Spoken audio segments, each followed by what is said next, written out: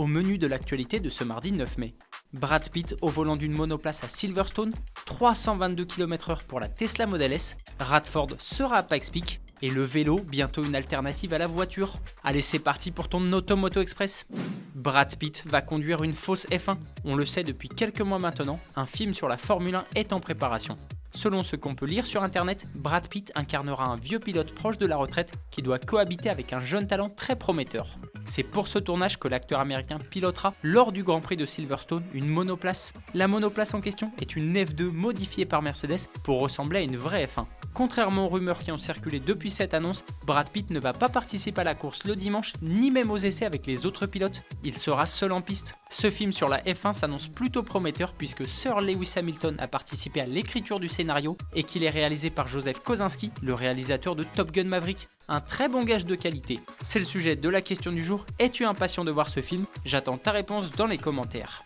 Un pack piste pour la Tesla Model S. La fiche technique de la Tesla Model S, dans sa version la plus haut de gamme Plaid, est déjà très impressionnante. On parle quand même d'un 0 à 100 abattu en 2 secondes 1. Super, oui, mais en ligne droite. Et bien désormais, avec le pack piste annoncé il y a quelques jours, la berline électrique américaine devient enfin vraiment cool. Pourquoi? Parce qu'elle pourra enfin faire du circuit et atteindre la vitesse folle de 322 km/h, promise depuis plusieurs années par le constructeur. Ce pack comprend également des jantes en aluminium forgé, des pneus adaptés à la piste, des nouveaux rotors en carbone et carbure de silicium, des étriers forgés monobloc avec des plaquettes haute performance et du liquide de frein haute température. Rien que ça. Évidemment, ce pack n'est pas gratuit. Il faudra débourser entre 13 825 € et plus de 18 000 suivant la configuration retenue. La Tesla Model S se blinde côté performance pour faire face à la Porsche Taycan qui sera bientôt restylée. Des rumeurs persistantes annoncent une version Turbo GT de 1000 chevaux. Tiens. En parlant de Tesla, la firme américaine a de quoi se réjouir car 2 de ses modèles sont dans le classement des voitures les plus vendues dans le monde en 2022. Le Model Y est 3e avec près de 750 000 exemplaires et la Model 3 est 10e avec plus de 480 000 unités. Qui est en tête du classement? Toyota avec le RAV4 avec plus d'1 million de véhicules vendus. La première française est la Peugeot 208 en 31e position avec plus de 300 000 unités. Radford sera à Pikes Peak. As-tu déjà entendu parler de Radford? C'était dans les années 50 et 60 l'un des plus célèbres carrossiers de Londres. Il travaillait sur des Mini, des Aston Martin et des Rolls-Royce. Malheureusement, suite à un rachat, le carrossier est tombé dans l'oubli. Mais en 2021, Jenson Button, l'ancien pilote de Formule 1 champion du monde en 2009, a redonné vie à Radford avec la Type 62.2.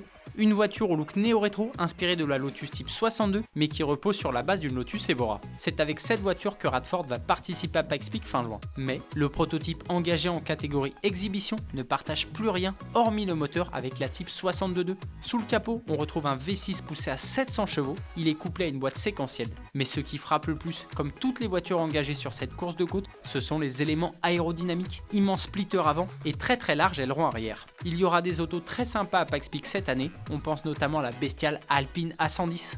Démocratiser encore plus l'usage du vélo. À bicyclette. Elisabeth Borne, la première ministre, a présenté vendredi son nouveau plan vélo. Ce dernier est très ambitieux. Il doit démocratiser encore plus l'usage de la bicyclette et faire que le vélo devienne une vraie alternative à la voiture individuelle. Pour y parvenir, l'État a mis la main au portefeuille avec une enveloppe de 2 milliards d'euros. Sacrée somme. L'objectif est d'atteindre 80 000 km de pistes cyclables d'ici 2027 et 100 000 en 2030. À titre d'information, il y a actuellement environ 57 000 km de voies cyclables sur le territoire français. Des modifications du code de la route vont être expérimentées pour améliorer la circulation des vélos, un décalage du passage au feu vert notamment, ou encore l'installation de repose-pieds pour éviter aux cyclistes de descendre de la selle. Ce n'est pas tout, Les aides de l'État pour l'achat d'un vélo seront prolongées jusqu'à fin 2027. C'est le moment de revenir sur la question de jeudi. On te demandait ton avis sur le casting du GP Explorer 2. Vous êtes dans l'ensemble tous satisfaits de ce casting. Et Nélias, on a bien aimé ton commentaire. Pour toi, le Graal serait de voir une équipe Automoto au Grand Prix Explorer. Squeezie, on compte sur toi. Automoto Express, c'est fini pour aujourd'hui. On se retrouve demain pour un nouvel épisode. Bonne soirée à toi. Allez, ciao!